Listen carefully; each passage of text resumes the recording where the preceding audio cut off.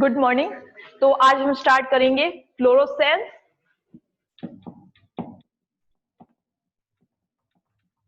Fluorescence के बारे में हम पहले पढ़ चुके हैं जब हमने जेबलॉन्स की डायग्राम पढ़ा था, है ना। फ्लोरोसेंस को हिंदी में क्या बोलते हैं? प्रतिदीप्ति। दीप्ति।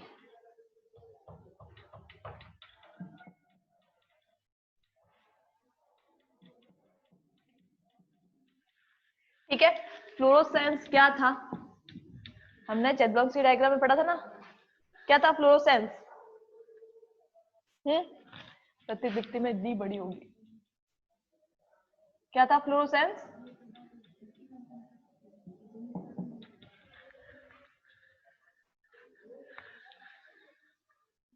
ठीक है। तो क्या था फ्लोरोसेंस? देखो, ये अपनी क्या थी? ग्राउंड स्टेट थी। S0 सिंगलेट ग्राउंड स्टेट थी। ठीक है। इसमें क्या है? कक्षक में एक इलेक्ट्रॉन युग्म है। ठीक है। ये है अपने S1, ये है S2 एक्साइटेड स्टेट। ठीक है। ये ग्राउंड स्टेट है, ये प्रथम एकक उत्तेजित अवस्था है, ये द्वितीय एकक उत्तेजित अवस्था है। ठीक है। फिर यहाँ पे थी ट्रिपलेट एक्साइटेड स्टेट, त्रिकक, ये T2, ये T1। ठीक है। ये T2 है, ये T1 है। T2 की हमेशा क्या हो जाती है? ट्रिपलेट एक्साइटेड स्टेट की एनर्जी क्या होती है? सिंगलेट एक्साइटेड स्टेट से क्या होती है? कम होती है। हमेशा ही क्या होती है? कम होती है। तो इसकी एनर्जी हमने नीचे दर्शाई है। ठीक है। उसके बाद देखिए क्या होता है, ये इलेक्ट्रॉन युग्म में से एक इलेक्ट्रॉन क्या करेगा? विकिरण उत्सर्जित करेगा। H न्यू विकिरण उत्सर्जित करेगा। ठीक है। कहाँ जाएगा? एक्साइटेड स्टेट में जाएगा। मानना मैंने ये इसमें भी जा सकता है, S0 से S1 में भी जा सकता है, ये S0 से S2 में भी जा सकता है। तो माना मैंने ये किस में गया? सेकेंड एक्साइटेड स्टेट में गया। ठीक है। अब सिंगलेट एक्साइटेड स्टेट क्या होती है? एकक उत्तेजित अवस्था क्या होती है? जिसमें इलेक्ट्रॉन का चक्रण क्या होता है? विपरीत होता है। इसमें इलेक्ट्रॉन का चक्रण, ये मैंने दोनों ही नहीं दर्शाने चाहिए थे। इसमें इलेक्ट्रॉन का चक्रण क्या है? इस टाइप का है। ये क्या है? विपरीत चक्रण है। सो सिंगलेट एक्साइटेड स्टेट या एकक उत्तेजित अवस्था क्या होती है? जिसमें इलेक्ट्रॉन का चक्रण क्या होता है? विपरीत होता है। ये है, इसने क्या किया? यहां से H न्यू विकिरण अवशोषित करके यहां से यहां तक उत्तेजन या संक्रमण दर्शाया। ठीक है। अब ये जो इलेक्ट्रॉन है एक्साइटेड स्टेट में ज्यादा देर तक नहीं रह सकता, क्योंकि ये क्या होती है? एक्साइटेड स्टेट क्या होती है? अस्थायी अवस्था होती है। और ये अस्थायी होने के कारण ये इलेक्ट्रॉन को भी क्या कर देती है? अस्थायी कर देती है, जिस वजह से ये इलेक्ट्रॉन वापस ग्राउंड स्टेट में आना चाहेगा। अब ये ग्राउंड स्टेट में आते वक्त दो प्रक्रम इसने यूज किए थे। एक तो यहां से S2 से S1 में आता है, तो इसको हमने क्या बोला था? IC बोला था। लेकिन ये क्या था? अविकिरण प्रक्रम था। ठीक है। और दूसरा, अगर यहां से यहां तक आता है तो ये क्या कहलाता है? ISE कहलाता है। लेकिन इसमें चक्रण जो है वापस क्या हो जाता है? चेंज हो जाता है। ठीक है। इसका और इसका चक्रण क्या होगा? सेम होगा। त्रिकक उत्तेजित अवस्था का चक्रण क्या होता है? समान होता है, लेकिन एकक उत्तेजित अवस्था का में इलेक्ट्रॉन का चक्रण क्या होता है? विपरीत होता है। ठीक है। यहां से अगर यहां आता है, S2 से T2 में आता है तो ISE कहलाता है, S2 से S1 में आता है तो IC कहलाता है। ठीक है। इसी तरह से S1 से T1 में आता है तो भी ये क्या कहलाता है? ISC कहलाता है। अगर ये T2 से T1 फिर T2 में गया, T2 में आने के बाद अब ये T1 में आएगा तो ये भी क्या कहलाता है? IC कहलाता है। समान उत्तेजित अवस्थाओं में इलेक्ट्रॉनिक संक्रमण IC कहलाता है। ठीक है। अब हम किसकी बात कर रहे हैं? फ्लोरोसेंस की बात कर रहे हैं। ठीक है। फ्लोरोसेंस में देखो, ये S2 से किस में आया? S1 में आया। ठीक है। ये प्रक्रम कहलाया IC। ये अविकिरण प्रक्रम है। फ्लोरोसेंस क्या होता है? विकिरण प्रक्रम होता है। हमने दो प्रक्रम पढ़े थे, एक विकिरण और दूसरा अविकिरण। विकिरण प्रक्रम कौन कौन से थे? फ्लोरोसेंस और दूसरा कौन सा था? फॉस्फोरेसेंस। अविकिरण प्रक्रम कौन कौन से? एक तो IC और दूसरा कौन सा है? ISC। ठीक है। अपन किसके बारे में पढ़ रहे हैं? फ्लोरोसेंस के बारे में पढ़ रहे हैं, जो कि क्या है? एक विकिरण प्रक्रम है। ठीक है। तो अब ये जो IC है, IC यहां से S2 से S1 में इलेक्ट्रॉन आता है, विकिरण तो उत्सर्जित हो रही है लेकिन ऊष्मा के रूप में होती है। लेकिन किसके रूप में होती है? ऊष्मा के रूप में। अविकिरण प्रक्रम में ऊर्जा का उत्सर्जन किसके रूप में होता है? ऊष्मा के रूप में होता है। और विकिरण प्रक्रम में विकिरण के रूप में उत्सर्जन होता है। ठीक है, तो इलेक्ट्रॉन S2 से S1 में आएगा। ठीक है, वापस आते वक्त ग्राउंड स्टेट में आते वक्त पहले S2 से S1 में आता है। ठीक है, ये कहलाता है IC कहलाता है, जो कि एक अविकिरण प्रक्रम है। यहाँ पे भी ऊर्जा उत्सर्जित होगी, लेकिन ऊष्मा के रूप में ऊर्जा उत्सर्जित होगी। अब ये S1 से किस में आता है? S0 में आता है। ये प्रक्रम क्या कहलाता है? फ्लोरोसेंस कहलाता है। क्या कहलाता है? फ्लोरोसेंस कहलाता है। यानी कि प्रथम एकक उत्तेजित अवस्था से इलेक्ट्रॉन ऊर्जा उत्सर्जन द्वारा एकक आध्य अवस्था में आता है, तो यह प्रक्रिया क्या कहलाती है? फ्लोरोसेंस कहलाती है। एकक उत्तेजित अवस्था से इलेक्ट्रॉन ऊर्जा उत्सर्जन द्वारा, या फिर हम कह सकते हैं विकिरण उत्सर्जन द्वारा, किसमें आता है? आधे एकक अवस्था में आता है। यह प्रक्रिया फ्लोरोसेंस कहलाती है। अब जो यहाँ पे इसने विकिरण उत्सर्जित की है, यहाँ पे क्या कर रहा है? विकिरण अवशोषित करके एक्साइटेड स्टेट में जाता है, जब वापस आता है तो विकिरण का उत्सर्जन करता है। ठीक है, जो अवशोषित विकिरण थी और ये जो उत्सर्जित विकिरण है, इन दोनों की आवृत्ति क्या होती है? अलग अलग होगी। इसने जो विकिरण अवशोषित की है उसकी आवृत्ति अलग होगी। इसने अब जो विकिरण उत्सर्जित हुई है उसकी आवृत्ति क्या होगी? भिन्न भिन्न होगी। ये प्रक्रिया कहलाती है फ्लोरोसेंस कहलाती है। ठीक है, अब जब अपन प्रकाश डाल रहे हैं किसी पदार्थ पर हम क्या करते हैं? प्रकाश डालते हैं, तब तक तो फ्लोरोसेंस चलता है। प्रकाश बंद करते ही फ्लोरोसेंस क्या हो जाता है? बंद हो जाता है। क्यों होता है? क्योंकि जैसे इलेक्ट्रॉन यहां गया, ठीक है, ये इतनी अस्थायी अवस्था होती है, फटाक से इलेक्ट्रॉन वापस नीचे आ जाएगा। कितना टाइम लगता है? 10 की घात -8 सेकेंड लगते हैं इसको वापस आने में।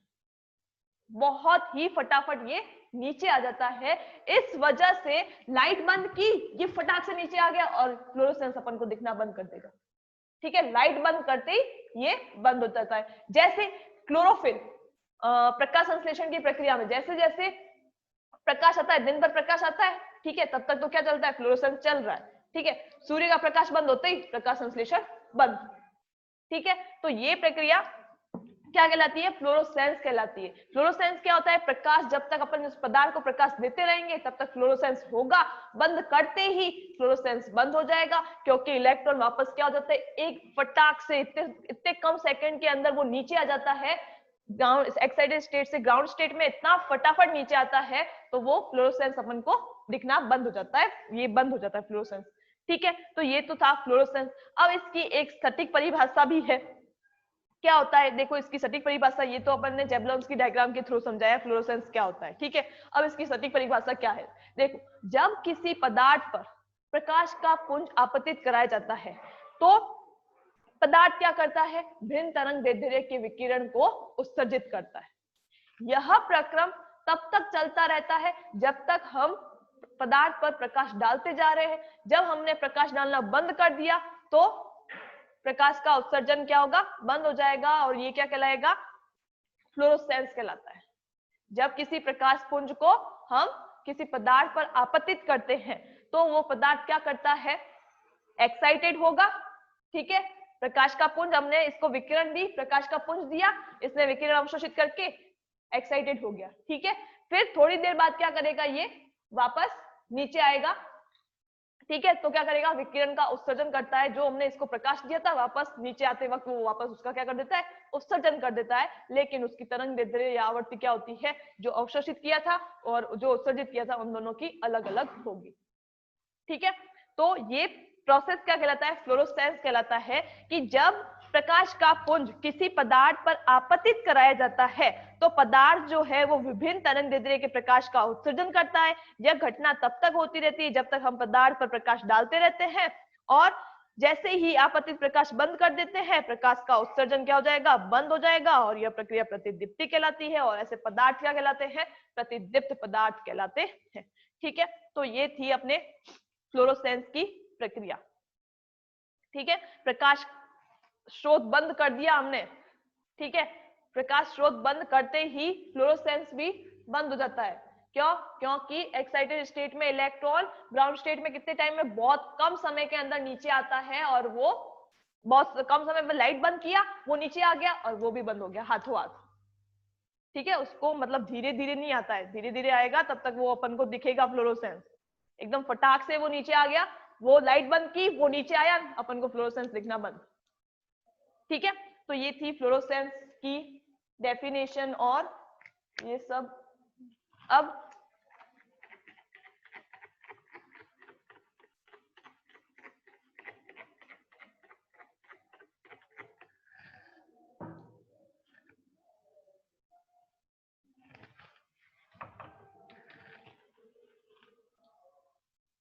जैसे ये x है, ठीक है, x को मैंने मान लिया आद्य अवस्था। क्या माना? आद्य अवस्था। इसने h न्यू विकिरण अवशोषित की, क्या बनाएगी? अब ये उत्तेजित अवस्था में चेंज हो गया। ठीक है, तो ये है आद्य अवस्था, विकिरण अवशोषित करके एक्साइटेड स्टेट में चेंज हुआ। ये है उत्तेजित अवस्था। ठीक है, ये है आद्य अवस्था और ये क्या है? उत्तेजित अवस्था है। जैसे हमने जेबलॉन्स की डायग्राम में क्या देखा था? S0 आद्य अवस्था थी। ठीक है, इसने क्या किया? विकिरण अवशोषित की, या तो ये S1 एक्साइटेड स्टेट में चेंज होगी। ठीक है, ये आद्य अवस्था थी, इसने विकिरण अवशोषित की, एक्साइटेड स्टेट में चेंज हुआ। ये आद्य अवस्था विकिरण अवशोषित करके या तो S1 सिंगलेट एक्साइटेड स्टेट बनाएगा, या S0 H न्यू विकिरण अवशोषित करके S2 भी बना सकता है, सेकेंड एक्साइटेड स्टेट, S3 भी बना सकता है, इसी तरह से S4 भी बना सकता है। ठीक है, तो ये क्या है? एक्साइटेड स्टेट है। अब हम अगर विकिरण और अविकिरण प्रक्रम की बात करते हैं, ठीक है, विकिरण क्या था, अविकिरण प्रक्रम क्या था?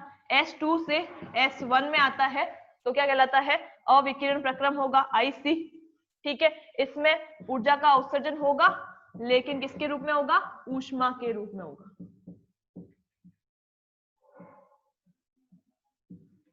ठीक है, दूसरा, अगर ये S1 से S0 में आता है, S1 से किस में आ रहा है? S0 में आ रहा है, तो ऊर्जा का उत्सर्जन होगा। अब H न्यू, क्योंकि H न्यू डैश के रूप में दर्शाएंगे, क्योंकि ये इसकी आवृत्ति और तरंग दैर्ध्य जो है वो इसकी आवृत्ति और तरंग दैर्ध्य से क्या है? अलग है, इसलिए हमने इसको दर्शाया H न्यू डैश। ये विकिरण अवशोषित हुई थी, ये विकिरण क्या हुई? उत्सर्जित हुई है। ठीक है, यहां से S1 से S0 में आता है तो विकिरण उत्सर्जित करके इलेक्ट्रॉन आएगा, तो ये विकिरण H न्यू डैश के रूप में हमने दर्शाई है। ठीक है, यही क्या कहलाती है? जो विकिरण उत्सर्जित हुई है वही क्या कहलाती है? फ्लोरोसेंस कहलाती है। ठीक है, क्या कहलाती है? फ्लोरोसेंस कहलाती है। जो विकिरण उत्सर्जित होती है उसी को क्या बोलते हैं? फ्लोरोसेंस कहते हैं। ठीक है, तो ये है इसका इस तरीके से निरूपण फ्लोरोसेंस का। अब फ्लोरोसेंस के आते हैं उपयोग, उदाहरण। तो उदाहरण आज देख लेते हैं, उपयोग हम क्या करेंगे? कल देखेंगे। तो उपयोग क्या है इसके? देखिए, सॉरी, उदाहरण देख लेते हैं आज। उदाहरण क्या है? देखो, तो अब नेक्स्ट टॉपिक है फ्लोरोसेंस के उपयोग। सॉरी, उदाहरण देखते पहले, फ्लोरोसेंस के उदाहरण।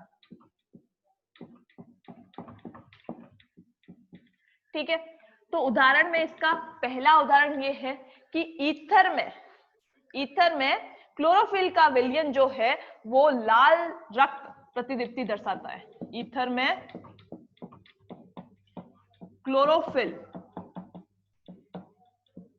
का विलयन लाल रक्त, ब्लड रेड ब्लड, लाल रक्त प्रतिदीप्ति दर्शाता है।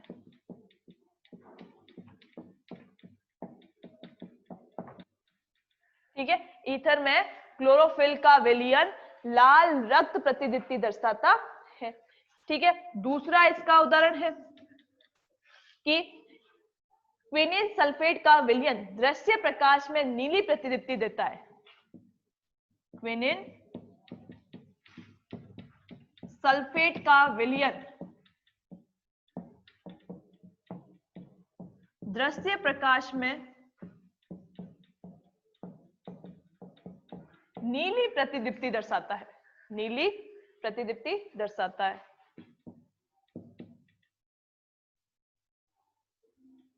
नीली प्रतिदीप्ति दर्शाता है।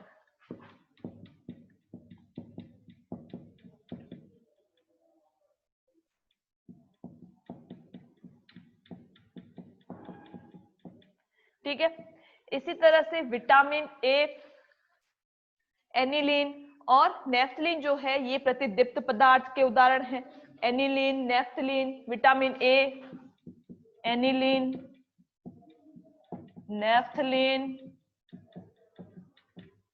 और विटामिन ए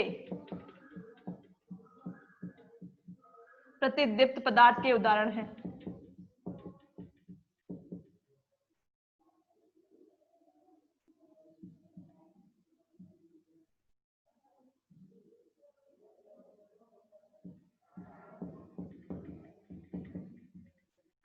उदाहरण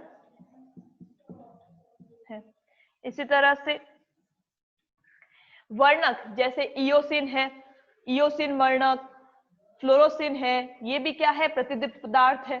वर्णक जैसे इयोसिन है,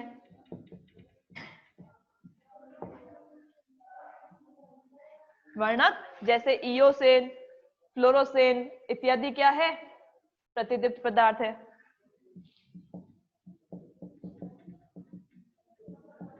आदि प्रतिदीप्त पदार्थ है। ठीक है, पांचवा इसका एग्जाम्पल है फ्लोरस्पार तथा यूरेनियम ग्लास। नीला तथा हरा प्रकाश प्रतिदीप्त दर्शाते हैं। फ्लोरस्पार तथा यूरेनियम ग्लास जो है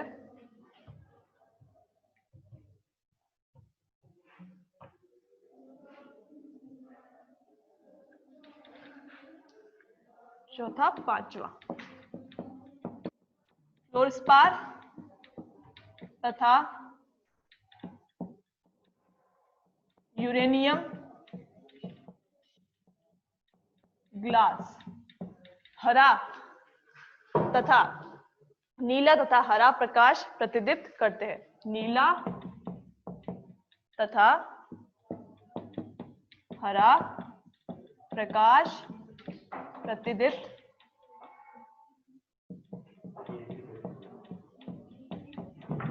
करते। ठीक है, तो पांचवा एग्जांपल क्या है इसका? फ्लोरस्पार तथा यूरेनियम ग्लास जो है वो नीला और हरा प्रकाश प्रतिदीप्त करते हैं। ठीक है, तो ये थे इसके एग्जाम्पल थे। इसके नेक्स्ट अपने टॉपिक है फ्लोरोसेंस के उपयोग, वो हम क्या करेंगे नेक्स्ट क्लास में पढ़ेंगे।